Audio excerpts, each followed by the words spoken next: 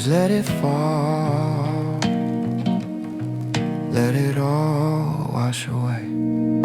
The sky turned gray around 2:30. Now I'm stuck inside with nothing much to do, watching droplets race down the cold clear glass, waiting for the heavy clouds to finally pass. I find a little peace in the rhythm of the fall, shadows dancing slowly on the bedroom wall. Old Polaroids scattered on the wooden floor remind me of the things I don't see anymore. The world is muffled in gray.